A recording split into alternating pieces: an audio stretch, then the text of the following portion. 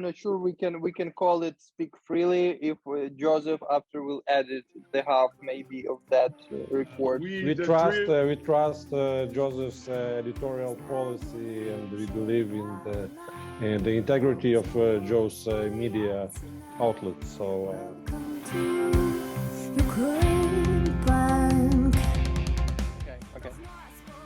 Okay. Hello, viewers. Our amazing listeners. Nice to meet you again. It's amazing Joseph Patrick Lindsay for you from Zakhar Pikh and our guest from Skola, Ukraine, Volodymyr Kebalo. Hello, Joe. Hello, Volodymyr. How are you? Hello, Zach. It's also about speak freely. Hello, Joe. Hello, Zach. Thank you, Voda, for correcting. And I'm not sure we can call it speak freely if Joseph after will edit the half maybe of that record. So it's you know. We trust Joseph's editorial policy, and we believe in the integrity of Joe's media outlets. So I do. Voda, thank you very much. Дуже дякую. Thank you. You know, it's just American censor still in his blood. I mean, part of that's true. That's a lesson I've had to learn in Ukraine, that you can speak freely. Whereas in America, we are, we're scared of speaking freely, and it's a learning process to not be afraid. So the three of us were just together in Skola, mere days ago, in the Carpathian Mountains. Zach, do you feel now that you're back in Lviv, do you feel you still have some of that I mean, you got stung by bees. Very difficult time. I don't know, man. Yesterday, I had only a hangover after that, and the memories from the bees. It was nice, yeah, it was nice. But you can see my hand, and wow. my body is the same, like a lot. But yeah, it was nice. We had a nice night, I think, with a lot of nice stories and conversations. Yeah. No, I'm joking. We just had drinks and the poker. I think I needed a break like that, and we were on the banks of the river Resistance, which Volodya, thanks to you, that's that was all weeds and horrible. What do you call that? Hogweed, the Russian poison plant from Stalin.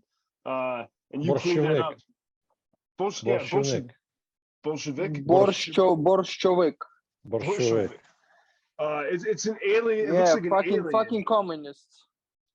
Yeah, it came from Stalin. He thought it was a good idea to have this stuff planted, I think, and it's hard to get rid of, and it can kill you, I guess. I saw an article about how it's all over Russia because no one tries to clean it up.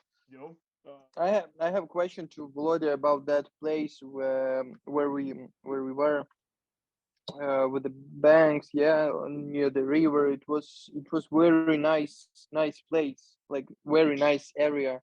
How it's called? Zarinok. Zarinok. Yeah.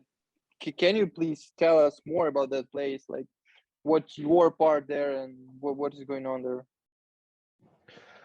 2 years ago, I started a civic campaign to clean up this place. It used to be full of trash, of wheat, of borshovik, and place was not, let's say, usable or for any sort of relaxing or just visiting, walking along the bank, fishing or nothing. It just was dangerous over there.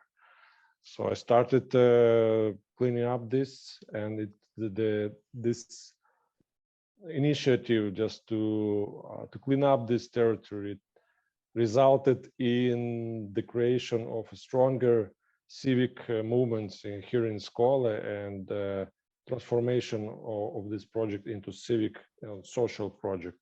that gave momentum and some push to social cohesion and civic activism in Skola. Tell me, you did that by yourself, or you were just like investor, or do you have some rights on that land? Is it your land, or it's just a government territory or private territory? Like, It's what is your rights for that land?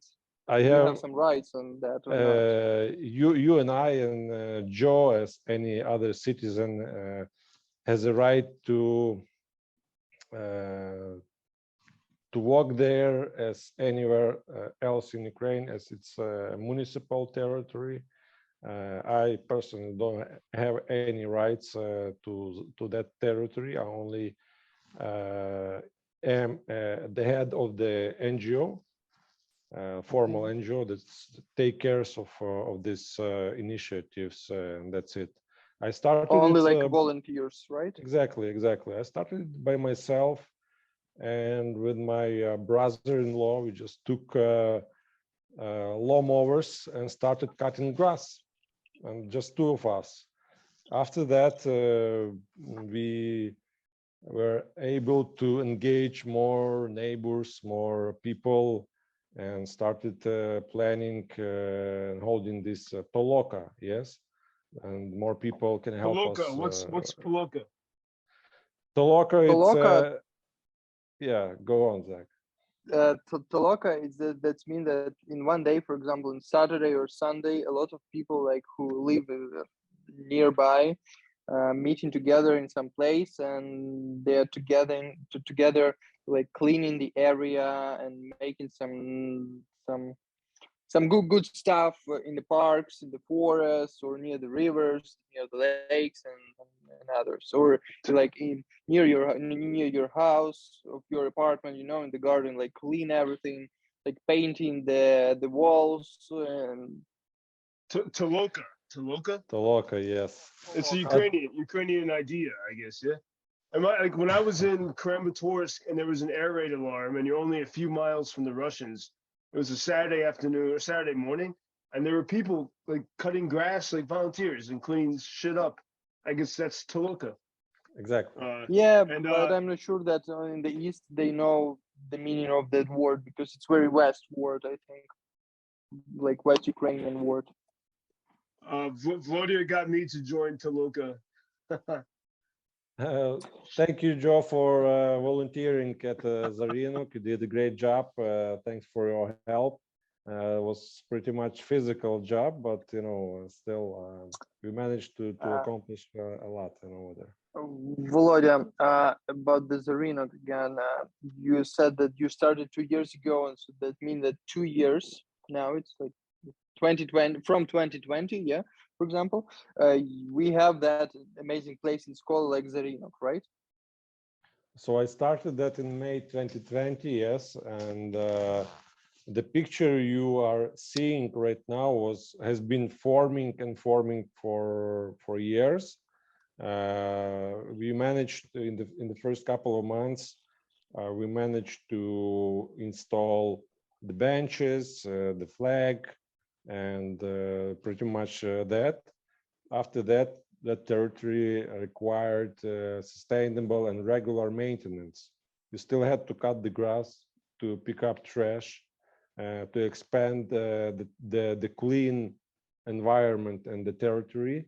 And also, and importantly, you had to work on the transformation of people's culture, of treatment of the trash, how they rest, how they treat the environment. Yeah. Because people used to have grilling, starting fire and shashliki every 5 meters along the river bank. Yeah, it's very bad. I think you need to put the signs, a lot of signs, big signs with the very big letters, like you cannot do, or please do not that and that, just please, and put more trash Yes, but you to also need to stretch. create good infrastructure, okay? Because we created a barbecue zone with a couple of eco-friendly barbecue spots made of river stone, and we asked the visitors, okay, please start fire only in that places. Don't Yeah, use yeah. grass for that, and it was the process. It was a long But for process. real, it is really amazing place, and I think like you can make a lot of like festivals there in the area. And also, for example, me, I'm using now martial arts. It's a Chinese martial arts here in Lviv, and our coach trainer, he made like every summer he made summer camps for his students, and it was in Odessa the last few years. And I watched on that area, and I thought, hey, it was.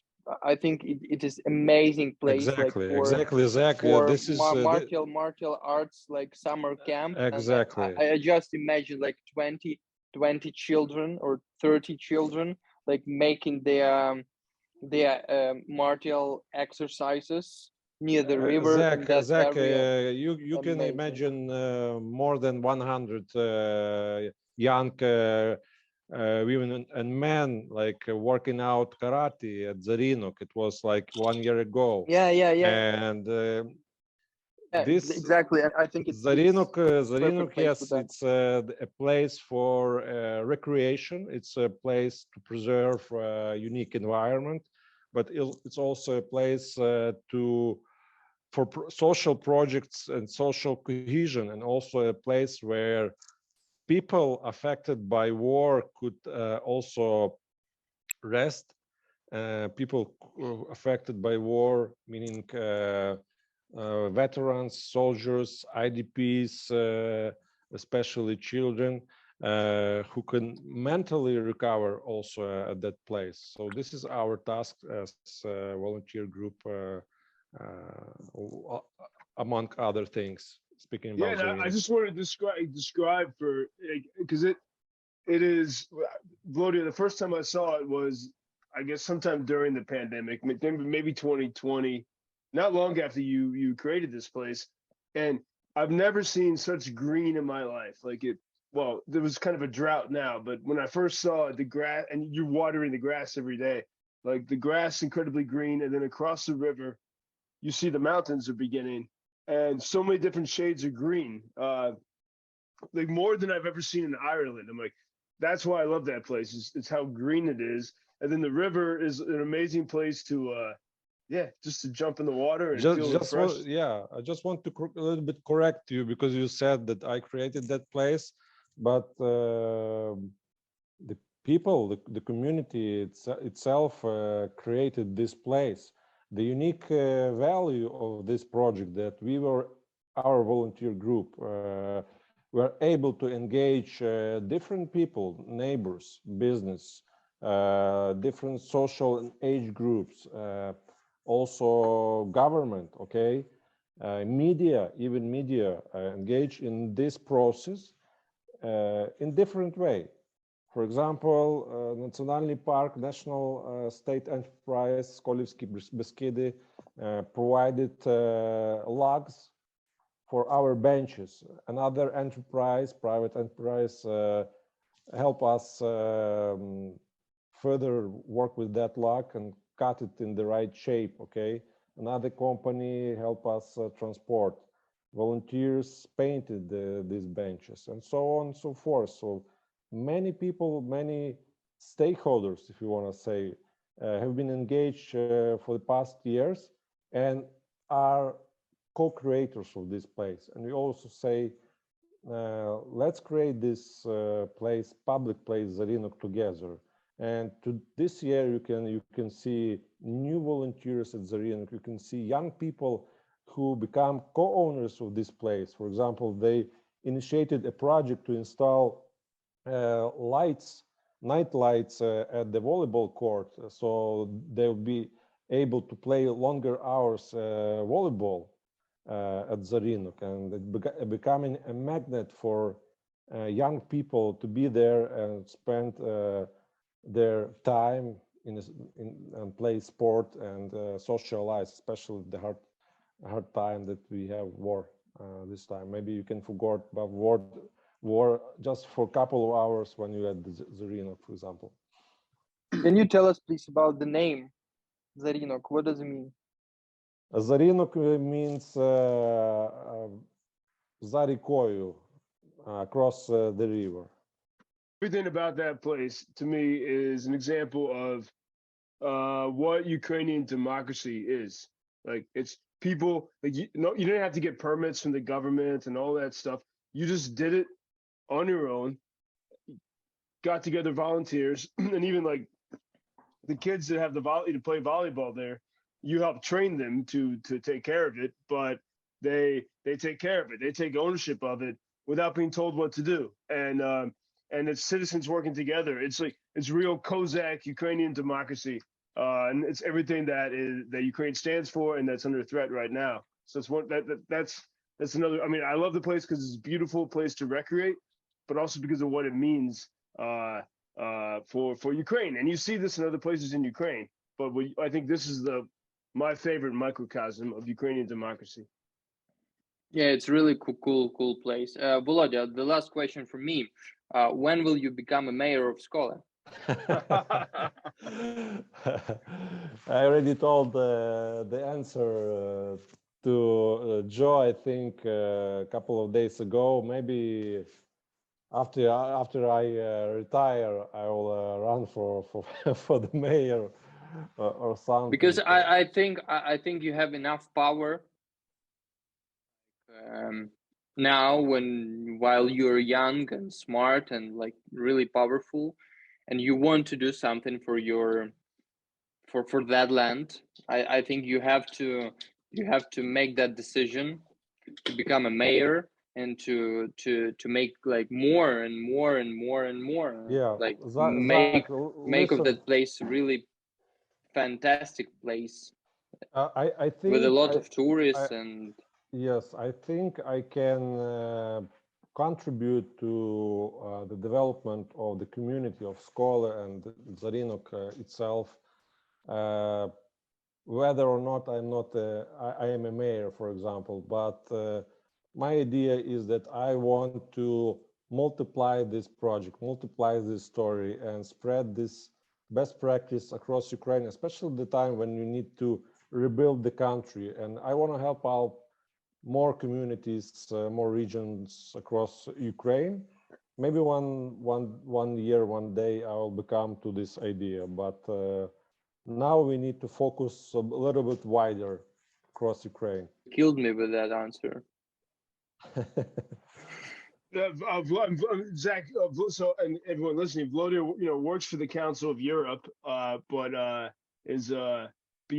doesn't just do that work. I mean, your passion is connecting people in Ukraine, and whether it's in Skola or around the country. And there's so much more we can talk about. So I think we'll have to have maybe we can have a few more episodes. But because there's a lot of stories I want to. Because I've been in Skola for a month now. We've shared a lot of ideas on these fishing trips early in the morning, which has changed my schedule. Getting up, before 6 a.m. unusual for me. But I just wanted to talk a little bit today about the what's weighing on me right now is this the information war, and it's I hear so much like the two big things in America. Like, there are all these Americans that gathered in Texas with the Hungarian prime minister on Thursday, and they're saying that they're the freedom fighters, and they're standing for Western civilization, and all those people ignore Ukraine or they don't like Ukraine. And then there was this we can't go into the details of this now, I guess, but there was this CBS report about weapons not reaching Ukraine, and there's a lot of Americans I know who are starting to question what's happening here. And Zach, even people we know well who listen to us here, and Volodya knows some of these people too, who are really starting to question everything that's happening here. And today I was wondering, I was like, if I had never been in Ukraine, given, who I am, who I've been as an American, what would I be thinking? And I think I really need to start thinking about this question so I can reach people. Like, I know what Ukraine is. I've been to like places like the Zarinok. I have great Ukrainian friends, like both of you. It's like, I know the history of Maidan. And I think a lot of Americans Man, are complete. I'm sorry. I think to start changing something in that way, like Yeah. to start changing something in the meanings of American citizens, you have to be in America and talk with them.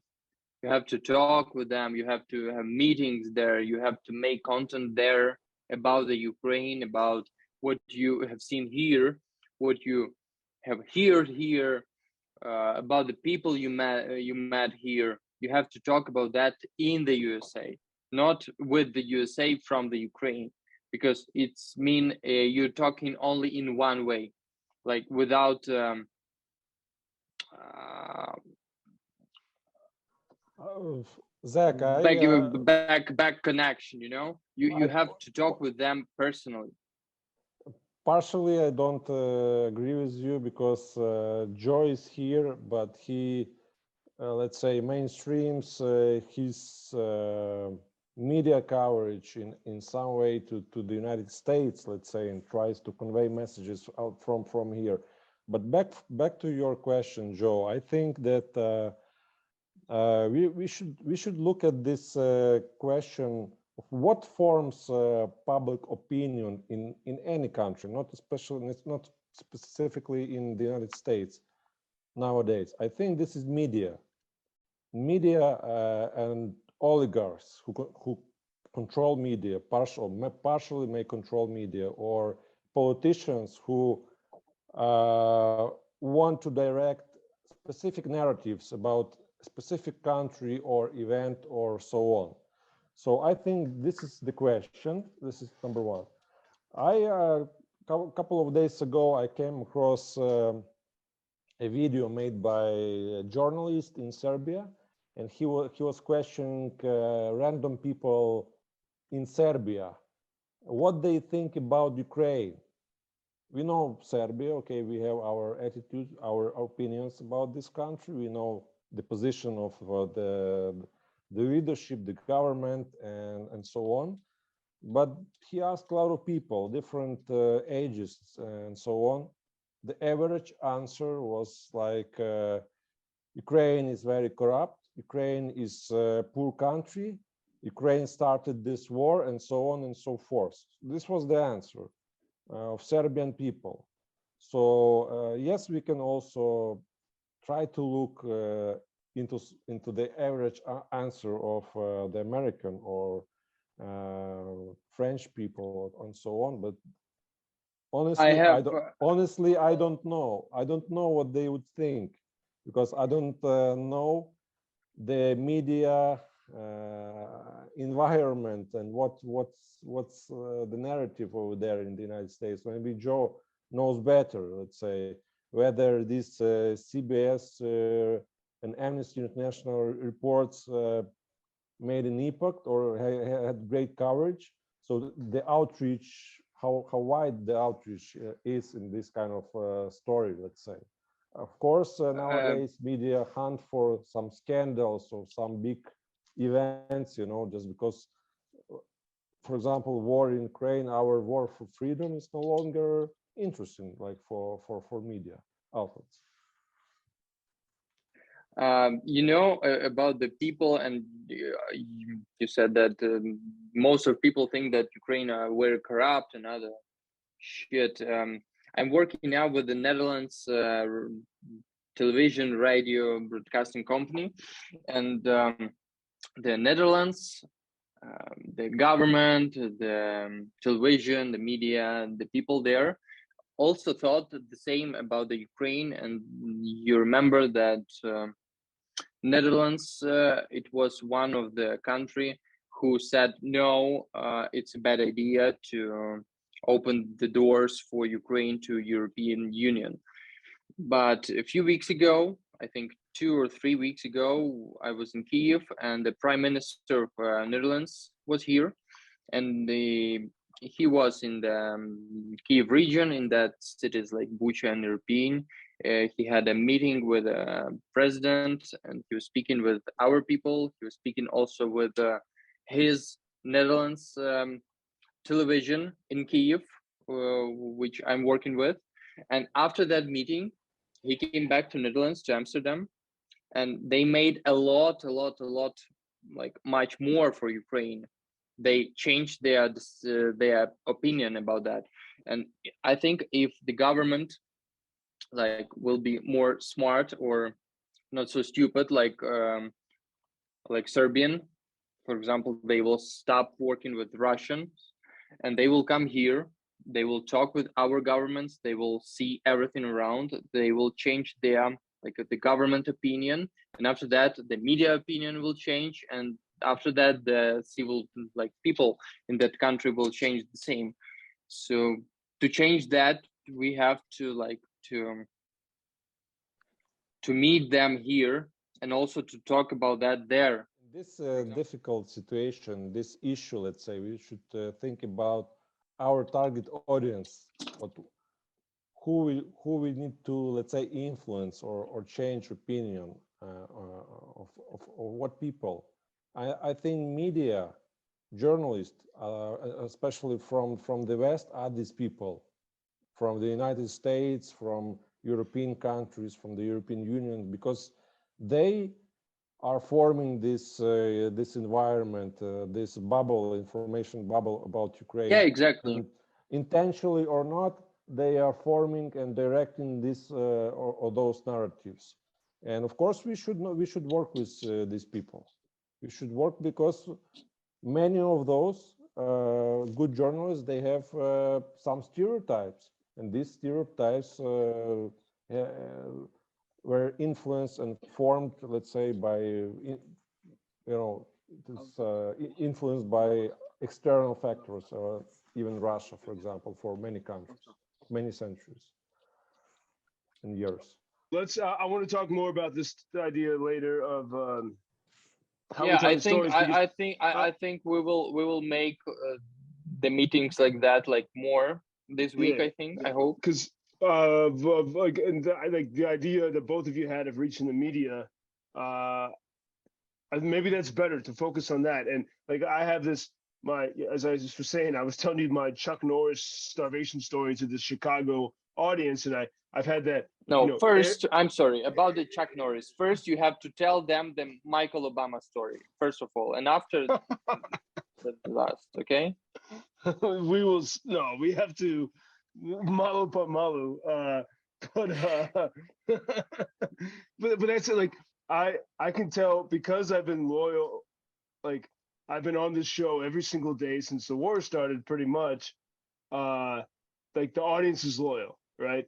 And now they want to hear more and more stories about Ukraine, and they trust my voice. It took a lot to build that up.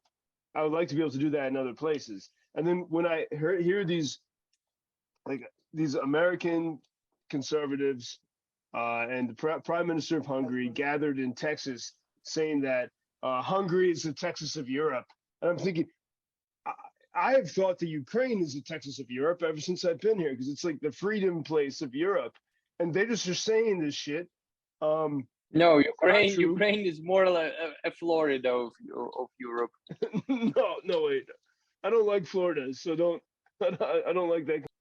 And Zach, I agree with Volodymyr. I need to be here. No, I'm useless in America. Once I go to America, No, I'm not. I'm sorry. I was not talking about you. Sure. Zach, we have this invaluable bridge between Ukraine and the United States, bridge that can convey very important messages and make a very good impact on the American audience, American stakeholders. As I can remember, this is Joe Lindsley. that person had a very big drama in the last few months. He was in the United States, so I'm not sure about that fucking bridge. Wait, who are you talking about? I'm talking about the Fox fucking news. Wait, what? Oh, you mean my former life in America? Exactly. Yeah. Oh, yeah, yeah. Yeah, because Zach is a theory that As I'm they not know, allowed. as they know, most of Americans don't like you. Zach is a theory that I'm not allowed in America anymore. So yeah, you're great. Well, I mean, who knows? Yeah, until I go back. I think that's why if we can, thank you so much, man. If maybe it's just some truth to it. And now I definitely can't go back because I told everyone about how Chuck Norris didn't give me any food, so he's gonna be waiting for me. Oh my But God. so I'm gonna stay in the war zone. But if the more we can share like Ukrainian voices in English as we're doing here, I think that's where we will begin to carve out a way where people can say, "Hey, I think it's a very nice idea. Like American in Ukraine talking with Ukrainian in US. Joe, let's. I think it would be great if you could invite somebody, or we could invite somebody from the United States to join us this broadcast. Yeah, in a few months, I will talk with you from Florida, I think. terrible! I would lose all respect." It was Joseph Patrick Lindsay, it was Zakhar Pikh, and our guest Volodymyr Kebalo. Thank you so much, and have a good night. We have Zakhar Ruslanovich, Volodya, what's you? I forget. I mean, I'm sorry. Vasilovich, and UkrainianFreedomNews.com. Speak freely. Podcast near Daily War Journal, or as Zach likes to call it, This big fucking shitty podcast for you guys. Have a good night. Thank you. Good night. No побачення.